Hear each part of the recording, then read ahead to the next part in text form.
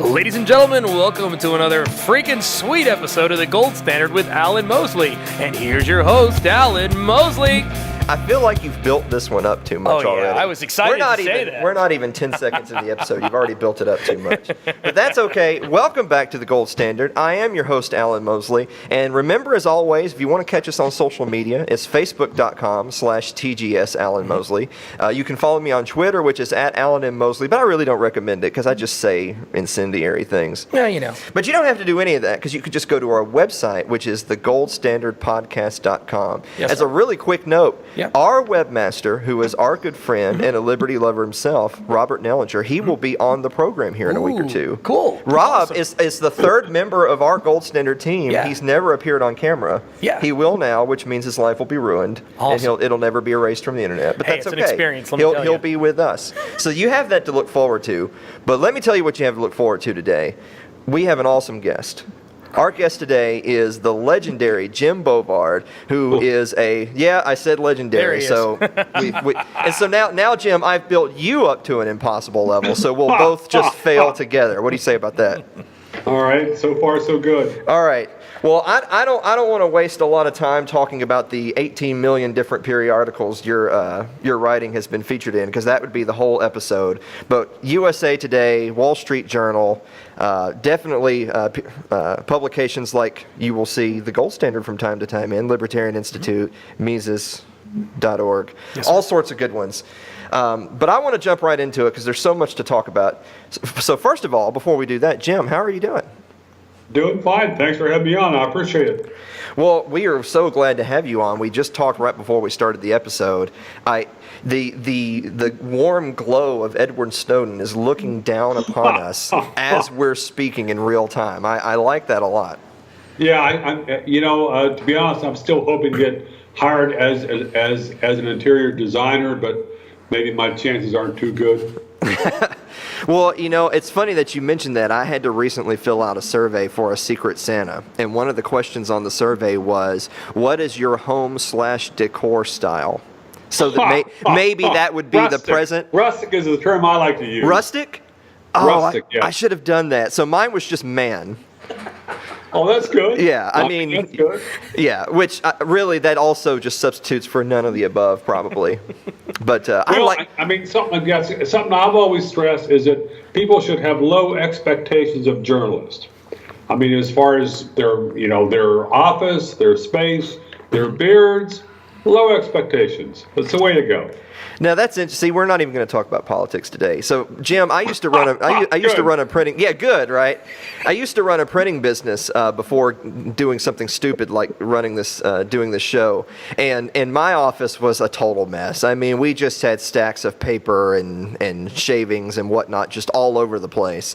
But I used to tell people when they would comment, "Hey, you should really clean up because this doesn't look like Staples or Office Max." As I would say, no, the printer you need to look out for is the one who doesn't have a mess, because that means they're not doing any work.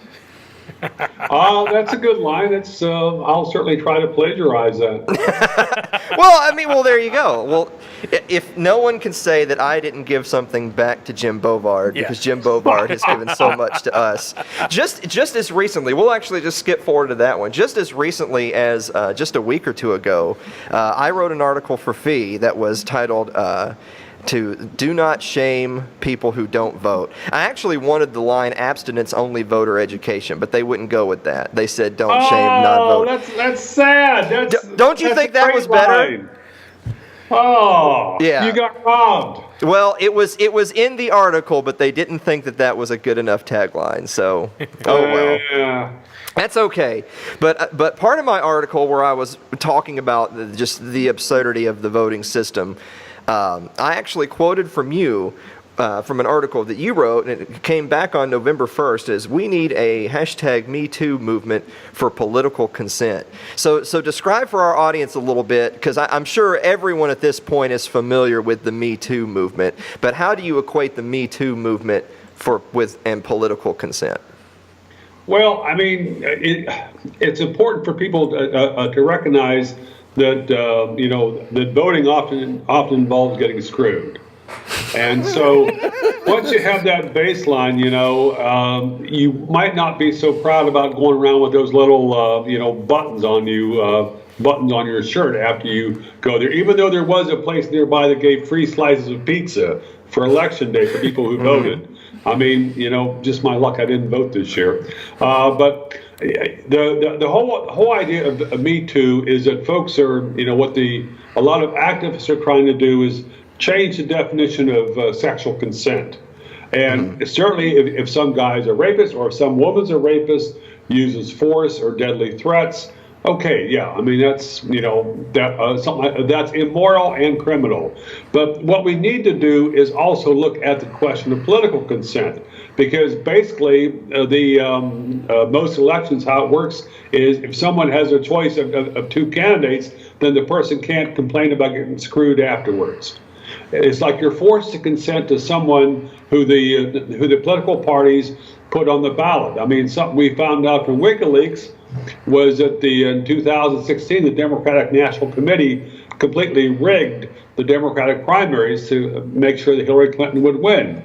And she was one of the two main choices on the ballot that last presidential election. So, I mean, was it a free choice? It was rigged. And not only that, but the whole idea of what the founding fathers had was it would be limited consent. It would be consent to choose this or that politician to do specified things, as opposed to choosing a dictator for the next 4 years or the next 2 years for the House. But the whole idea of the Bill of Rights was to put a limit to basically stop politicians from going out and molesting people for their entire term in office. But it hasn't worked so well. Well, Jim, for viewers of this show will know that I like to ask really open-ended rhetorical questions that are impossible to answer. So I'm going to give you one right now. Answer is no. Perfect. I'm sorry.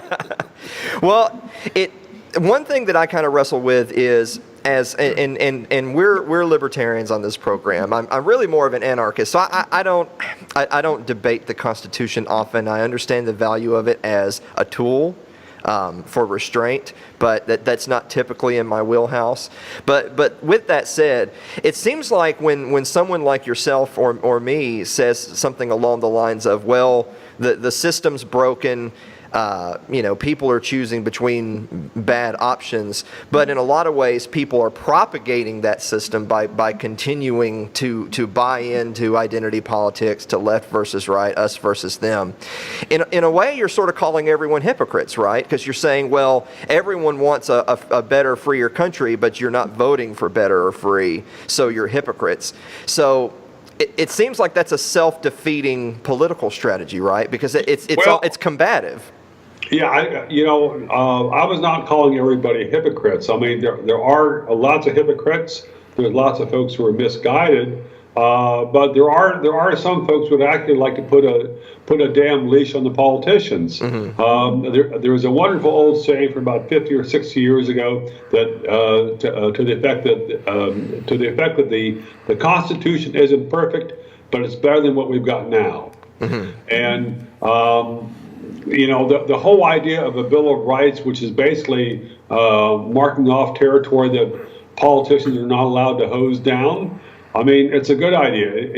Again, it hasn't worked so well, but if you see some of the overt hostility on Capitol Hill to the constitutional rights, it's always been my hope that would wake people up. It's woken up some people, not enough so far.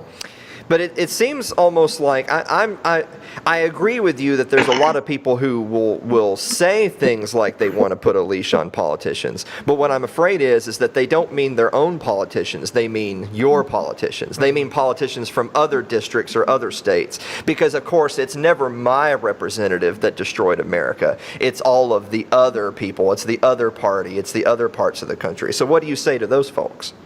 Well, excuse me. Well, I think there's a lot of liberals who would favor the First Amendment, especially things like freedom of the press, for their candidates, for their representatives, for their senators, and for all the others. likewise, there's a lot of conservatives who favor the Second Amendment, not just for their own, for other, other areas, but for themselves as well. So there are lots of folks who are in favor of specific freedoms.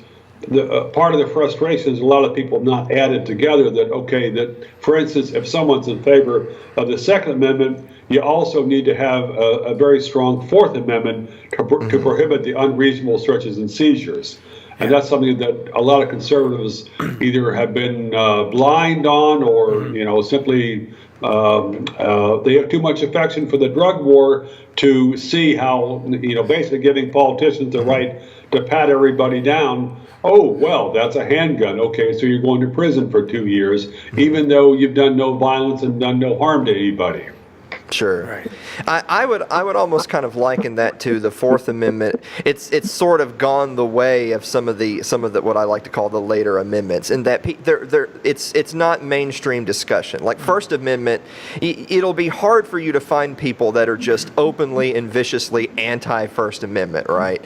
And granted, I guess you haven't spent much time in college campuses. Well, lately. that's very true, but they don't see it that way. They think that they are protecting the First Amendment by attacking, because it's always the other, right? Yeah. I'm fighting the other people person. Who they disagree with, so they hate them. Yeah. So. Exactly. And it's their right to hate them. Would you say that that surveillance and issues with the Fourth Amendment is I don't know if most overlooked, but is one of the most pressing issues today? Well, absolutely, and it's been frustrating to me to see how easy it is for politicians to vilify people like Edward Snowden or Julian Assange or others who have helped expose government crimes. It's like there's so much hostility towards Snowden, even though, he was not the one who was massively violating federal law and the Constitution. But, you had top politicians joke about killing him. You had top federal officials talk about that. And it's like, and folks say, well, but he ran off to Russia. Well, he's still alive. Perhaps because he did flee. And if you look at what happened to Julian Assange, that's what happens when you don't flee. So, no, I mean, the Fourth Amendment, I was, 25 years ago when I was researching lost rights, I was fascinated to see a number of law professors and others who did a beautiful job of highlighting the importance and principle of the Fourth Amendment, which I'd read a little bit about, but I wasn't really that savvy on. But to see how it's laid out, and if you look at the history of the U.S. in post 9/11, if you see how far the TSA is allowed to go with their pat downs. I mean, I've had 1 or 2 clashes at TSA checkpoints. Okay, maybe more.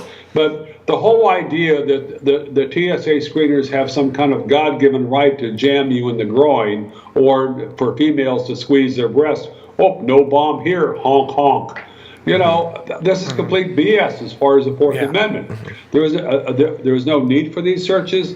TSA has never explained why this is either legal or necessary, and TSA screws up everything it touches.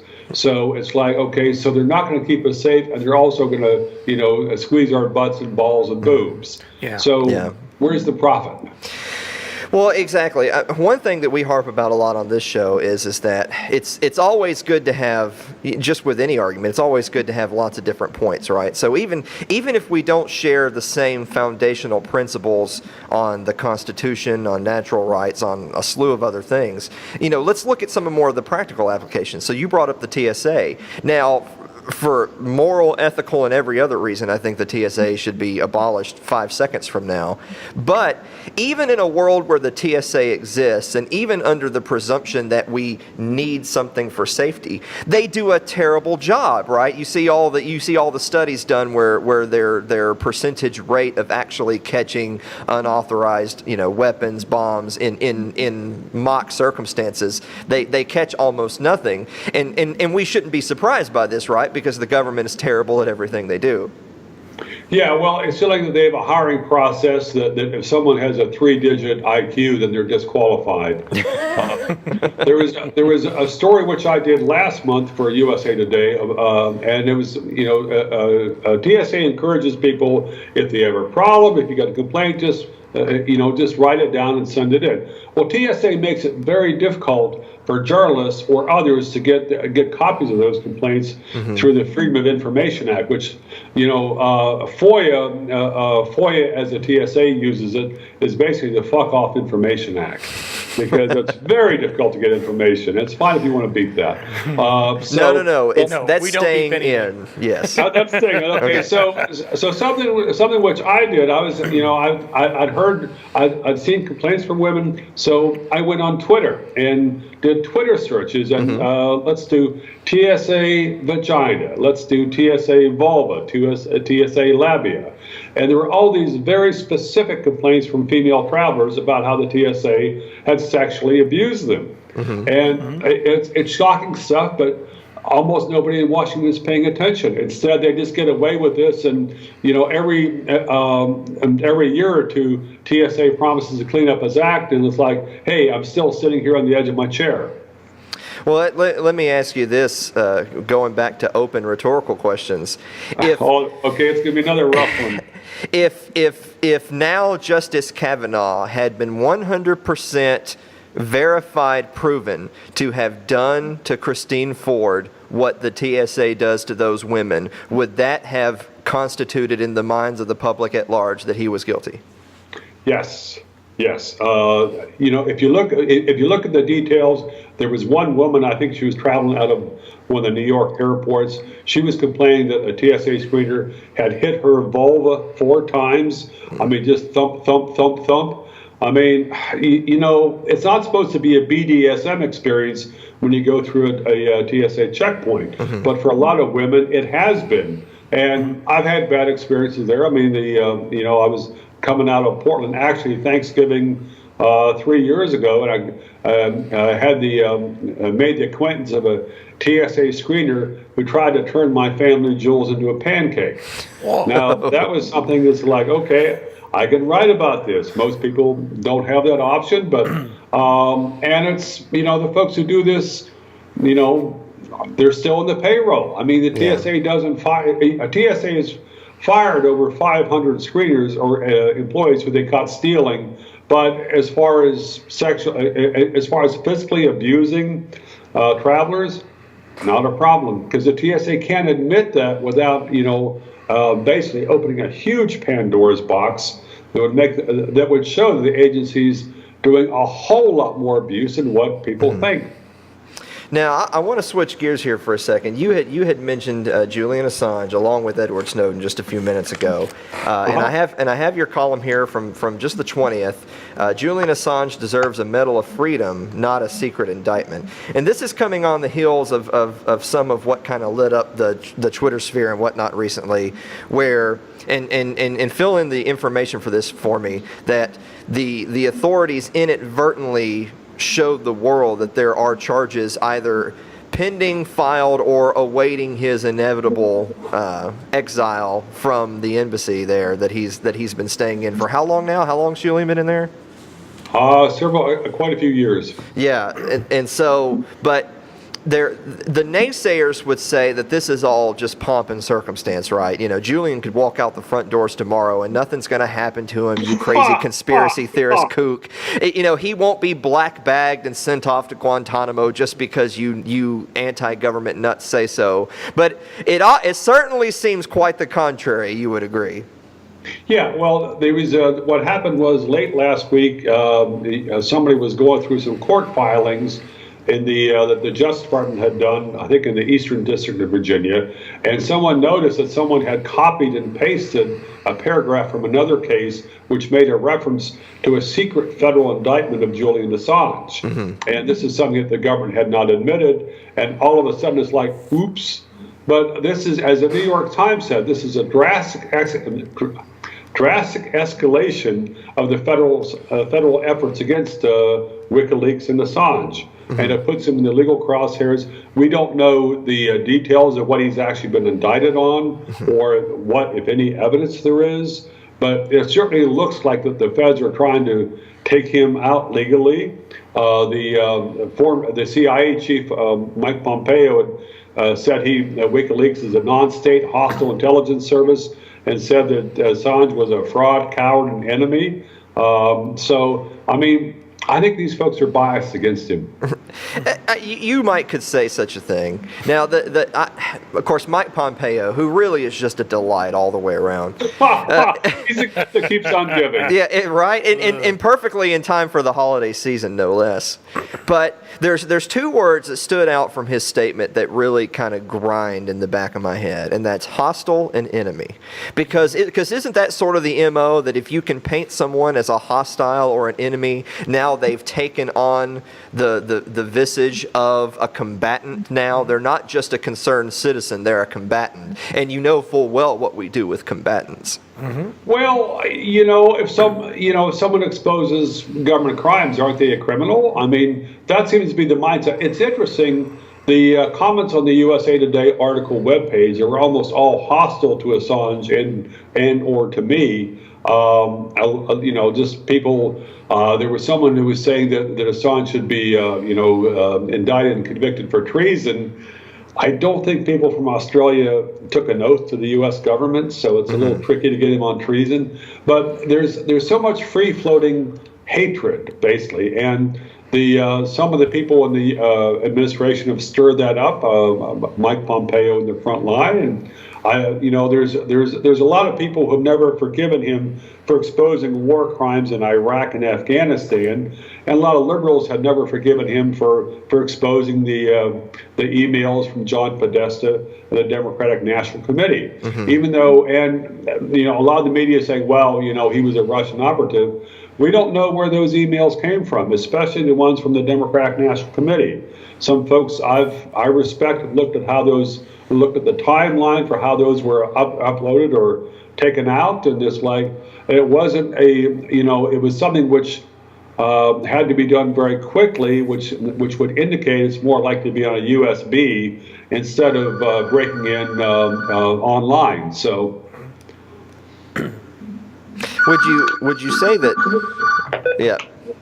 No, invite them on the show. This could be good. Believe it or not, in our last episode was the first episode we ever did where we were right in the middle of the episode and we had someone call in. And that actually was Mike Meharry. That's awesome. And so we did a Pee Wee Herman where we said, "Oh, there's a call, let's answer it." And of course it happened to be one of our friends, and he was wearing a USF Bulls sweatshirt and unkempt hair. But frankly, that was our best episode. So don't you worry about it. So just so you know, we don't edit anything. This goes straight on. It's straight in, man. So don't worry about it. But I was being so careful with my language to this point. Yeah, right? Well, so another question I want to ask you is that I know what the answer is, but I want to throw you a softball. I mean, how much does it concern you that the news cycle will chew on Podesta emails, a week, a couple of weeks. The news cycle will chew on Iraq or Afghanistan and whatever may have been uncovered a week or 2 weeks. But the rancor for the whistleblower lives on. Yeah, it's unfortunate. I mean, there's a lot of people. It's unfortunate that it's easy for some politicians to transfer the anger that should be directed to the government, put that on the person that blew the whistle. We especially saw that with Edward Snowden. Yes. Because he was a hero, and he's someone who blew the roof off several government agencies, and had a very positive effect. I was disappointed that there wasn't a whole lot stronger backlash against the abuses, but Edward Snowden did great work, and people like Glenn Greenwald, who helped him get the information out, and some of the other activists. Some of the people in Hong Kong that helped him hide, they were great. So, but no, it's just, part of the trouble right now is that there's just so much hatred in politics. Yes. I was down at the.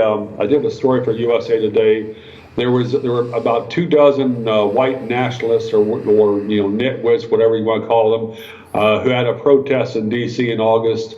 It was run by one of the same nitwits who did the thing in Charlottesville last year, and there were thousands of counter-protesters. So I went down there and wrote about it and got some photographs, and there was just so much free-floating hatred, and it was funny. Some of the editorial cartoons that tried to present like, okay, here's these white nationalists who represent hatred, and then there's the counter-protesters who represent love. And I'm thinking like, well, they weren't there. Because, okay, there were a small number of folks who were not full of venom, but this free-floating hatred towards almost everything. Some of the signs I saw that day, it almost made me cynical. Yeah, almost. Well, Almost. Thank God you came out of it on the other side. That's why I'm here. Now, I saw a program that you did. I believe you were on Mises Weekends with Jeff Deist a little while back, and you guys were talking about just the politicization of everything and kind of the trend that's taken. And it's not so much that I have any pushback, more than just my own little take on it, which is, but this isn't a recent trend, though, right? Like, would you really say that the world has been made anew in a poisonous political environment circa November 2017, or would you say that no, we've been heading this way for some time? Well, there's a wonderful line from historian Henry Adams from a century ago, and he said that politics is a systematic organization of hatreds. Ooh. And that was something which Woodrow Wilson did during the First World War. He stirred up a vast amount of hatred towards Germans and German Americans. It's something that a lot of Southern politicians did it to shore up Jim Crow laws. You had a lot of other politicians have done it. President Obama did it in some ways. Trump certainly is playing that card as far as some groups of immigrants or would-be immigrants. So it's an old tactic. I think it's become more intense, and it's interesting. Some of the folks who I run into here in the D.C. area, hatred has become a form of virtue signaling. And folks are proud of how much venom they have for Trump, or for, in some cases, for the left-wing Democrats, or for people who are wearing a "Make America Great" hat again. There's a lot of places, if you show up wearing a hat like that, you're going to have someone try to physically assault you. And the people that do that are going to act like they're doing God's work. It's just sad that the old virtue of tolerance, it seems to become less appreciated. Do you think? I'm sorry. Go ahead. Do you think that it's going to get better, or is it going to get worse? Now, if I know Jim Bovard, he's going to think things are turning the corner right as we speak. Just curious. You think that there's hope, man? I'm proud to be an optimist. Yeah, it's Thanksgiving. You got to be positive. Sure. Yeah. I don't know. I mean, it's just there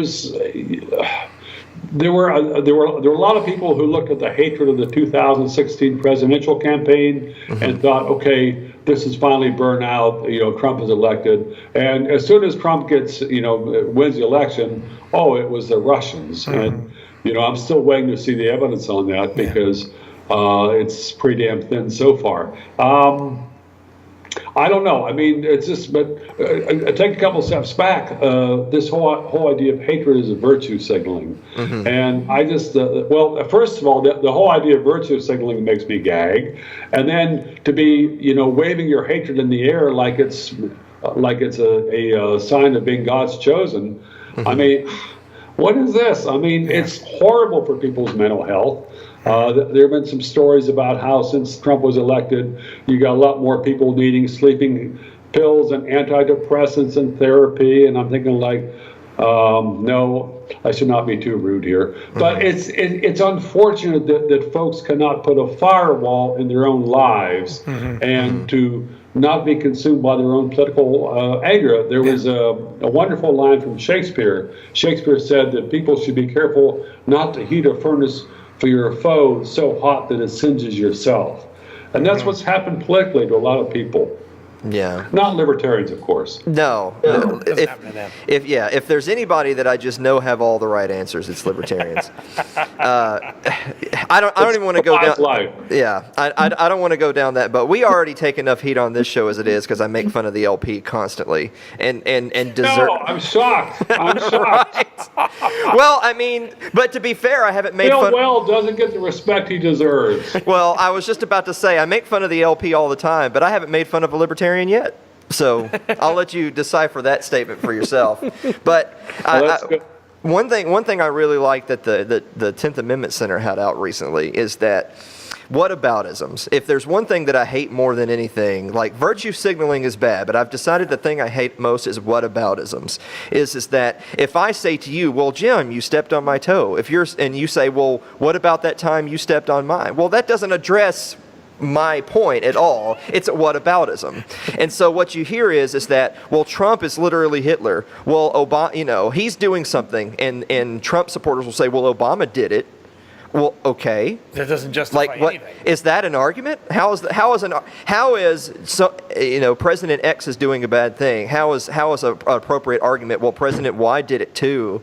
Like what? How old do you have to be to understand that's not an argument?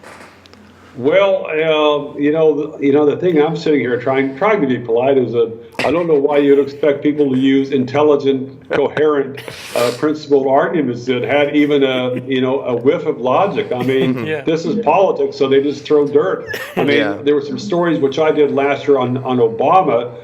And I was, vilified because, well, what about Trump? I'm thinking and then I've criticized Trump and said, yeah, well, different people come back and say, well, you're a hypocrite because President Obama did this. I'm thinking geez, yes, There's no way to win. Yes, Jim, you're the hypocrite. You make sure that you understand absolutely. You're the one. Well, I mean, there's so much free-floating hatred. I mean, and it's interesting how there are some subjects which you touch, which I've touched, and it's like an absolute volcano, and there's so much vitriol, and I'm sitting here and thinking, well, I thought that was a funny line. Mm-hmm. Anyhow. Yeah.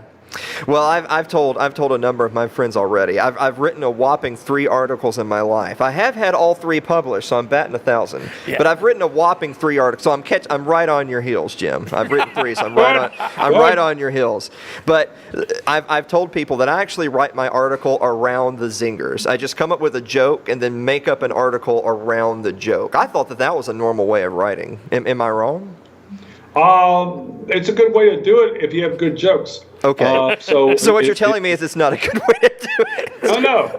No walking into bars, man. No walking into bar jokes. It's a very good thing to aspire to humor because, especially most writing on politics, it's like, oh my God, okay, where's the I need some amphetamines. I need some double dose of caffeine here because most of it's. Most people don't try to make it entertaining. Yeah. Instead, it's like finger wagging. Mm-hmm. And it's finger wagging with the same 400 different words of vocabulary. Mm-hmm. And it's like, okay, can we freshen this up a little bit? Well, okay, but no. So, I mean, no, it's good you try to be funny. And, I mean, there's a lot of stories, a lot of times in articles where I've tried to be funny and I've looked back on that and said, oh, okay, what the hell, I tried. So, well, that's the spirit.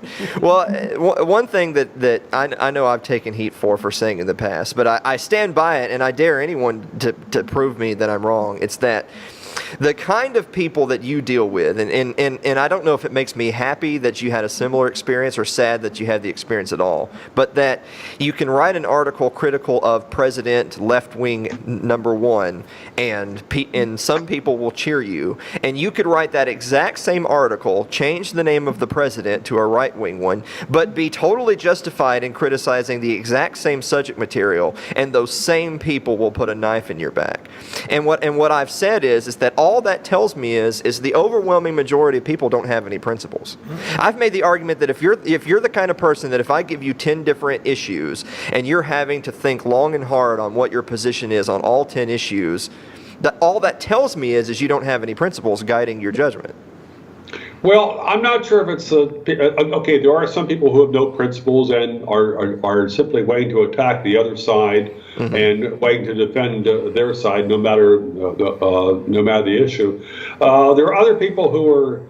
It's not so much that they lack principles; it's that they haven't spent a lot of time thinking things through, and they trust what they read in the Washington Post or on some of the very slanted online sites on both sides. So I don't want to do a blanket condemnation, because some of these folks might watch your show or might read my articles, and then all of a sudden they might say, I had not thought of it like that, and looking at it a different way, then I can come around and see, okay, well, it might be that Trump is right on this issue and President Obama was right on that issue. So there are folks who are corrigible, and it's a challenge. Basically, it's a challenge of triage, because there are some folks who will never be persuaded on anything and are going to hate you as soon as you disagree with them. You try to recognize those folks and not waste time on them. So yeah. Now let's bring this full circle to close. We've talked about the us and the them. We've talked about I've talked about it's not my representative, it's everybody else's. Is all of that not just the perfect argument for why we need decentralization, and maybe even, and we're going to be called bad words, maybe the S word, maybe secession? Maybe it's better that people break things apart because maybe our differences are just not reconcilable. That'd be a lot better than the Civil War. I mean, it didn't work out very well the first time. You don't say. But no, I mean, there's so much centralized power. There are a lot of good criticisms of the Supreme Court back when the Kavanaugh uproar was going on. That it's damned unfortunate that there's this basically hysteria around the Supreme Court nominee. Sure. And it's partly because the court has too much power. It's had too much power since Thomas Jefferson condemned it. So, but no, I mean, we'd be a whole lot better off if Washington wasn't running Americans' lives. Yeah. So, yeah. Amen. Yeah. Well, I'll give you one opportunity before I hit you with the last question. Is there anything you want to share with our audience? Upcoming articles, websites, links, anything you want to give us? Websites, jimbovard.com. I'm starting to do a series of podcasts, basically funny stories. I posted one there this morning on my experience being interrogated in East Germany. When I was traveling there illegally, and I got caught with some papers and I shouldn't have had with me, and got interrogated for several hours. And people might get a laugh about how I bullshitted my way out of there. Well, that sounds exactly like people who like the gold standard will love another program about people bullshitting their way through. So there you go. Yeah, if you can't dazzle them with brilliance, baffle them with bullshit. Yeah, exactly. Jim, we're going to get you out of here with this one. Okay. Is a hot dog a sandwich? It depends on which state you're in. That's the first time anyone's given us that. Bratwurst, that's a good sandwich. I mean, if it's a chicken hot dog, no. So, but you're saying that fundamentally it is classified as a sandwich, but you're more concerned with what's... No. I would not say that a chicken hot dog is the moral equivalent of a good bratwurst. We're into moral equivalency now on this question. Wow. Jim, we've asked basically every person who's been on this show this question. You're the first one to say it depends on what state you're in. Wow. Yeah. Well, hey, I'm trying to decentralize. Like you said. Jim Bovard, thank you so much for being on the show. Ladies and gentlemen, remember to go to jimbovard.com so you can hear more of his stories. Hopefully less moral equivalency like that BS answer we got just now, and hopefully more interesting things. Jim, thanks for having me on. Thank you so much for being with us. Sir. Guys, remember at home, Facebook.com/TGS Alan Mosley. Twitter is at Alan M. Mosley. It's at Jim Bovard, by the way, isn't it? On Twitter? Yes. At Jim Bovard. At Jim Bovard. It's a French name. Yeah, exactly. I was wondering it's French. It's Huguenot. Oh. Well, there's the topic. Folks don't know what Huguenots are, but that's okay. Jim, can you just come on the next 10 weeks in a row and just hit I would hate me? to have a bad influence on your listeners. Well, all 7 of them will be outraged. I have no doubt. And you don't have to do any of that because it's the goldstandardpodcast.com. Blake, anything else? Yes, don't let the TSA touch your goods because, well, they screw everything up. Okay, well that's good advice. Now that's my Thanksgiving turkey. Yeah. Yeah. That's my Thanksgiving turkey. That's his Thanksgiving That's going to be our new tagline. What's your Thanksgiving Yeah. turkey? Thank you so much. Stuffing of the turkey. Yeah. See, this is taking a turn for the worse. So I'm going to cut everybody off right there by saying thank you so much. We'll see you next week. Thanks.